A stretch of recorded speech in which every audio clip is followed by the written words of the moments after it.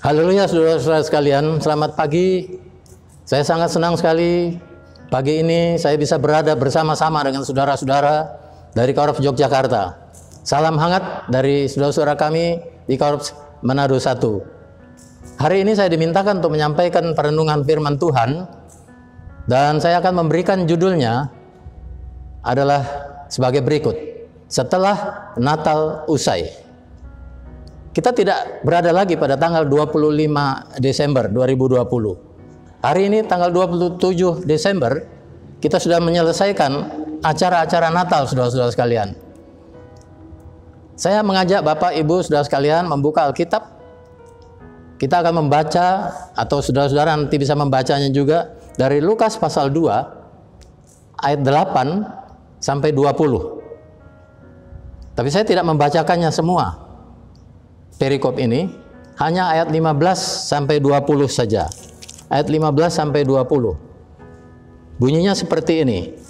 Setelah malaikat-malaikat itu meninggalkan mereka ke sorga, gembala-gembala itu berkata seorang kepada yang lain, "Marilah kita pergi ke Bethlehem untuk melihat apa yang terjadi di sana, seperti yang diberitahukan Tuhan kepada kita." Lalu mereka cepat-cepat berangkat dan menjumpai Maria dan Yusuf dan bayi itu yang sedang berbaring di dalam palungan. Dan ketika mereka melihatnya, mereka memberitahukan apa yang telah dikatakan kepada mereka tentang anak itu. Dan semua orang yang mendengarnya heran tentang apa yang dikatakan gembala-gembala itu kepada mereka. Tetapi Maria menyimpan segala perkara itu di dalam hatinya dan merenungkannya. Maka kembalilah gembala-gembala itu sambil memuji Tuhan dan memuliakan Allah, karena segala sesuatu yang mereka dengar dan mereka lihat semuanya sesuai dengan apa yang telah dikatakan kepada mereka. Pembacaan yang sudah sering kita dengarkan, apalagi pada masa perayaan Natal kemarin. Tapi saya ingin menyampaikan di sini bahwa setelah Natal usai, setelah Natal selesai, gemahnya dan lampu-lampu Natal masih menghiasi rumah, masih menghiasi toko, masih juga menghiasi gereja-gereja. Tahun ini kita merayakannya tidak seperti tahun-tahun yang lalu, saudara-saudara. Banyak keterbatasan. Kita tidak semarak dan gegap gempitannya seperti tahun-tahun yang lalu. Tidak merasakan lagi syahdunya lagu Malam Kudus, walaupun masih dikumandangkan, dan dengan penuh kesederhanaan juga kita tidak menikmati lagi kandang Bethlehem serta gembala-gembala dan para majus yang datang menyembah Tuhan di kandang yang hina. Saudaraku dikasih Tuhan, kita harus akui bahwa tidak ada lagi tetesan air mata karena harunya lagu Malam Kudus. Tidak ada paduan suara yang gegap gempita. Tidak ada tambahan tenda di gereja karena membludaknya jemaat yang mau menghadiri perayaan Natal. Karena ada keterbatasan, saudara. Tahun-tahun lalu gereja-gereja di sini, utamanya di Manado ini, saudara-saudara, harus mendirikan tenda di depan gereja karena jemaat yang datang luar biasa banyaknya. Tapi kali ini, tahun ini, kita tidak melihat lagi seperti itu. Tidak ada pesta-pesta kemewahan di hotel-hotel, saudara-saudara, atau perayaan-perayaan yang mengutamakan hal-hal yang bersifat materialistis dan mungkin dengan makanan dan minuman yang luar biasa. Itu semua, saudara, kita alami. Kenapa? Ya, kita harus alami, karena saat ini kita sedang dalam upaya memerangi COVID-19. Apakah hal-hal tersebut mengurangi hikmat Natal dan arti Natal itu sendiri? Saya kira tidak, saudara. Kembali kita ke pembacaan tadi, Lukas 2, 15-20. Mari kita lihat ada 3 hal penting, saudara, yang kita bisa pelajari dari para gembala. Ayat 17 dan ayat 18, kalau saudara memeriksanya, ayat 17 dan ayat 18, kita melihat di sana ayat 17, mereka bersaksi, gembala-gembala itu bersaksi dan mereka memberitahukan.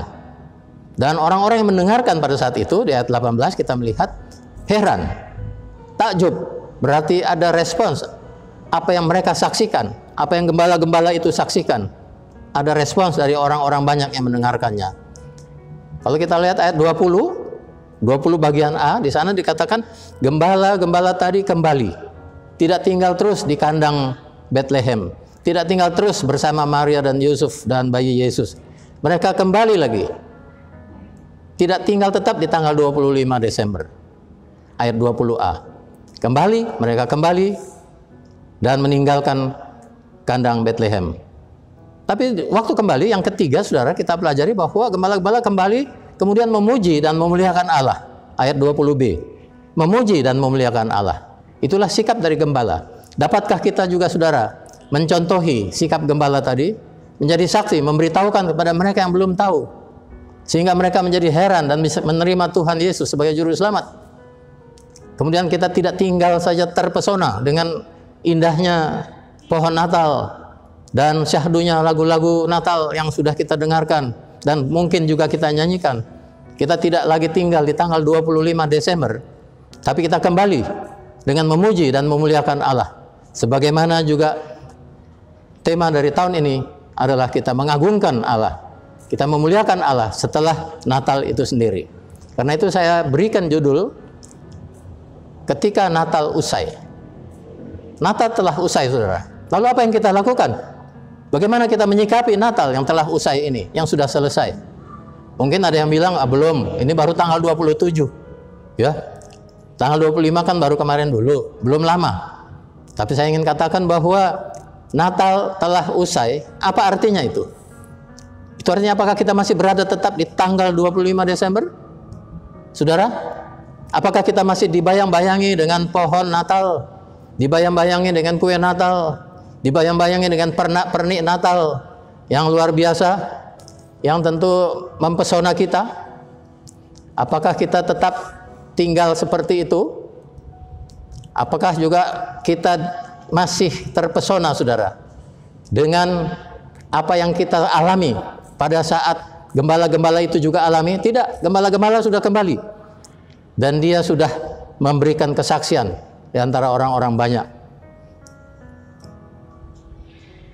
Natal adalah suatu waktu di mana kita berjumpa dengan Yesus di mana saja dan kapan saja.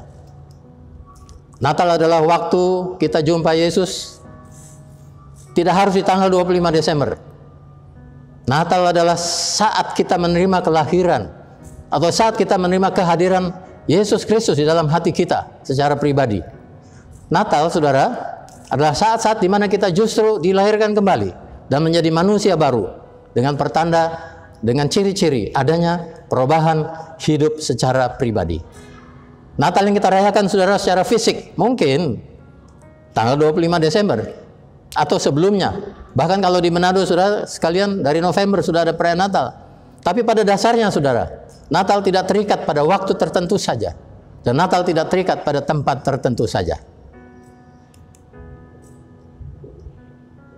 Mari kita simak pengertian tentang waktu ini. Saya mengatakan tadi bahwa Natal tidak terikat dengan waktu, saudara. Tidak terikat dengan waktu tertentu, tanggal 25 Desember. Tapi Natal berlaku dari waktu ke waktu. Kapan saja, saudara, saat kita bertemu dengan Tuhan Yesus. Jadi Natal itu berlaku dari waktu ke waktu. Dalam bahasa aslinya disebut kronos, itu waktu ke waktu, bukan waktu karios untuk satu momen tertentu. Tapi Natal berlangsung dari hari ke sehari, saudara, dari minggu ke minggu, dari bulan ke bulan, tahun kapan saja, saudara. Apakah pengertiannya yang saya maksudkan di sini? Mari kita belajar dari beberapa peristiwa dalam Alkitab yang berikut ini. Ya, tadi saya mengatakan bahwa Natal itu tidak memandang tempat, bisa terjadi di mana saja dan kapan saja. Kita lihat beberapa peristiwa. Yang pertama, saudara sekalian, saya ingin mengajak saudara-saudara untuk membuka Alkitab. Nanti saudara catat saja, ambil bolpen, ambil kertas, catat. Di Kisah Para Rasul 1, Kisah Para Rasul 9 ayat 1 sampai 19a. Kita lihat di sini, saya memberikan subjudul di sini bahwa Saulus, saudara, mengalami Natal di jalan ke Damsyik. Saulus berniat untuk menyengsarakan dan menyiksa dan bahkan membunuh para murid Tuhan. Dia pergi ke Damsyik, dan bila menemukan laki-laki atau perempuan yang mengikuti jalan Tuhan di sana, ia akan menangkapnya dan membawa mereka ke Yerusalem. Tapi saudara tahukah, dalam perjalanan ke Damsyik terjadi suatu peristiwa. Dia melihat cahaya yang memancar dari langit mengelilingi dia. Tiba-tiba matanya menjadi buta, saudara. 3 hari lamanya dia menjadi buta. tidak bisa melihat. Kemudian diceritakan pada Kisah Para Rasul 9 ayat yang pertama sampai 19, saudara bisa membacanya. Tuhan menyuruh Ananias untuk pergi menemui Saulus dan menumpangkan tangan dan berkata, Saulus, saudaraku, Tuhan Yesus telah menampakkan dirinya di jalan yang engkau lalui. Telah menyuruh aku kepadamu supaya engkau dapat melihat lagi dan penuh dengan Roh Kudus. Dan seketika itu juga saudara-saudara Saulus dapat melihat kembali dan kemudian dibaptis. Setelah dia makan, pulihlah kembali keadaannya, pulihlah kembali penglihatannya.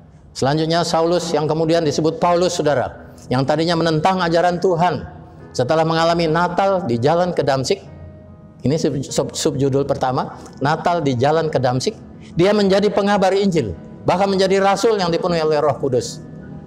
Kita merefleksikan pelajaran dari yang pertama ini, bahwa Natal berarti perjumpaan secara pribadi saudara dengan Yesus, dengan cara Tuhan yang kita tidak bisa mengerti. Seperti Saulus tadi, dengan cara Tuhan membutakan dia selama 3 hari. Cara Tuhan yang kita tidak bisa mengerti, mengubahkan cara hidup yang lama menjadi cara hidup yang baru. Itu adalah refleksi yang kita ambil dari Natal di jalan ke Damsyik. Yang kedua saudara, Yesus menyembuhkan orang buta dekat Jericho. Saya memberikan subjudul sini, Natal di dekat Jericho. Sudah bisa baca itu, catat, saya tidak membacakannya. Lukas 18 ayat 35 sampai 43. Lukas 18 ayat 35 sampai 43. Yesus sudah mendekati kota Jericho, saudara. Di situ ada orang buta mengemis di dekat pintu masuk kota Jericho. Dia berseru, Yesus anak Daud, kasihanilah aku. Orang-orang di sekitarnya memarahi dia. Tapi Yesus berkata, apa yang kau kehendaki supaya aku perbuat bagimu? Pengemis buta itu menjawab, Tuhan, supaya aku dapat melihat. Ajaib saudara sekalian, permohonannya dikabulkan oleh Yesus. Dia dapat melihat dan sembuh dengan imannya. Dia bisa melihat dan mengikuti dia. Ini yang penting. Dia bisa melihat dan mengikuti dia, mengikuti Tuhan Yesus sambil memuliakan Allah. Dan bukan cuma itu, seluruh rakyat, seluruh orang yang ada di sekitar situ yang menyaksikan turut memuji Allah. Luar biasa saudara. Refleksi dari Natal di Jericho ini adalah mengubah hidup pengemis buta menjadi saksi dan memuji dan memuliakan Allah dalam hidupnya. Karena kesaksian pengemis tadi, banyak orang memuji Tuhan, banyak orang yang ikut memuliakan Tuhan. Itulah Natal di Jericho. Yang ketiga saudara, 10 orang kusta. Kita baca pada Lukas 17 ayat 11 sampai ayat 19. Ada 10 orang kusta dekat Samaria. Karena itu saya berikan subjudul yang ketiga ini, Natal di Samaria. Ini terjadi saudara pada saat ada 10 orang kusta di dekat Samaria. Waktu itu Yesus dalam perjalanan misinya ke Yerusalem menyusuri perbatasan Samaria dan Galilea. Ada 10 orang kusta disembuhkan. Kita bisa baca kisahnya di Lukas 17, 11, 19. 10 orang kusta itu disembuhkan saudara. Tapi hanya satu yang mengalami Natal yang sesungguhnya. Kenapa saudara? Karena setelah dia disembuhkan, dia kembali kepada Yesus dan tersungkur. Saya garis bawahi, tersungkur sambil mengucap syukur. Dan dijelaskan juga di situ bahwa orang ini adalah orang Samaria. Yesus berkata, hanya satu orang yang kembali. Di mana yang 9 lagi? Tidakkah mereka kembali untuk memuliakan Allah? Yang seorang itu tidak saja memperoleh kesembuhan saudara, orang kusta Samaria ini, tapi juga dia bukan kesembuhan jasmani saja, tetapi juga kesembuhan rohani. Karena Tuhan Yesus mengatakan, pergilah, imanmu telah menyelamatkan engkau. Itu Natal yang ketiga di Samaria, Natal Samaria. Refleksinya apa saudara? Pelajaran dari subjudul ini, renungkan setelah Natal usai, setelah Natal selesai, seringkali maaf, kita tidak lagi memuji Tuhan. Kita hanya menyanyi dan memuji Tuhan dan bersyukur pada waktu Natal. Setelah itu hanya satu orang dari 10 orang yang datang tersungkur, menyembah dan bersyukur. Natal di Samaria, di antara kelompok 10 orang kusta ini saudara, memberikan pelajaran bagi kita. Dan mengingatkan bahwa setelah Natal usai, setelah kita mendapat berkat kesembuhan, jangan lupa untuk tersungkur dan bersyukur. Baik saudara, kalau tadi yang ketiga Natal di antara orang kusta, yang keempat ini saudara adalah Natal di rumah ibadah. Sudah bisa baca di Lukas 13 ayat 10 sampai 17. Orang yang dirasuk roh 18 tahun sampai terbungkuk-bungkuk, kemudian disembuhkan. Di mana? Di rumah ibadat. Karena itu saya sebutkan di sini subjudulnya yang keempat adalah Natal di rumah ibadah. Lukas 13 catat ayat 17, ayat 10 sampai dengan ayat 17. Kita baca saudara kisahnya. Ketika Yesus melihat perempuan itu, Yesus berkata, "Hai ibu, penyakitmu telah sembuh." Dan perempuan itu sembuh, lalu berdiri dan memuliakan Allah. Ini yang saya garis bawahi. Dia berdiri dan memuliakan Allah. Peristiwa ini juga membawa sukacita yang luar biasa, tidak saja pada perempuan yang disembuhkan karena sudah sakit 18 tahun saudara, tapi juga bagi banyak orang yang di sekitarnya. Walaupun hari itu Sabat dan banyak orang juga yang menentang apa yang dilakukan oleh Tuhan, tetapi Tuhan tetap melakukan itu karena Tuhan lebih mencintai orang yang sudah dirasuk dengan roh jahat tadi 18 tahun. Saya sebutkan subjudul di sini yang keempat adalah Natal di rumah ibadah, karena kejadian itu dikerjakan oleh Tuhan Yesus di rumah ibadah. Pelajaran apa yang kita bisa dapat di sini, saudara? Natal bisa terjadi di mana saja dan kapan saja. Peristiwa ini terjadi di bait Allah. Natal bisa di bait Allah. Kenapa? Ada perempuan yang sudah 18 tahun sakit, tidak bisa berdiri, badannya bongkok, saudara. Tapi kemudian dapat berdiri dan memuliakan Allah. Mungkin banyak juga di antara kita yang saat ini sudah tidak dapat berdiri tegak lagi. Sudahkah kita mengalami Natal yang menyembuhkan kita sehingga kita dapat berdiri dan memuliakan Allah? Pelajaran yang kita perlu renungkan. Yang kelima, saudara, Zakheus. Ingat Zakheus, saudara? Zakheus yang ingin melihat Yesus. Lukas 19 ayat 1 sampai 10. Ini yang terakhir, saudara. Saya beri subjudul Natal di atas pohon ara. Bukan cuma di kandang Bethlehem. Itu yang saya katakan tadi, bahwa Natal tidak terikat dengan waktu, tidak terikat dengan tempat. Alkisah, saudara, pada satu saat Zakheus, orang yang pendek, kepala pemungut cukai, ingin melihat Yesus. Ia berlari mendahului orang banyak dan memanjat pohon ara. Kemudian Tuhan Yesus berkata, "Hai Zakheus, segeralah turun, sebab hari ini aku harus menumpang di rumahmu." Zakheus tidak tinggal diam di atas pohon ara. Dia sudah melihat Yesus. Dia bersegera turun. Zakheus bersegera turun dengan penuh sukacita. Siapa yang tidak sukacita, saudara? Kalau Tuhan Yesus sendiri mengatakan akan menginap, akan menumpang di rumah kita. Setengah dari miliknya dipersembahkan pada orang miskin. Dan hasil pemerasan, saudara, karena dia pemungut cukai, hasil dari pemerasan dari orang-orang itu akan dikembalikan 4 kali lipat. Sebuah perubahan besar terjadi setelah jumpa Yesus pada Natal di pohon ara. Pelajaran apa yang kita petik sini? Jumpa Yesus walaupun di atas pohon ara, saudara.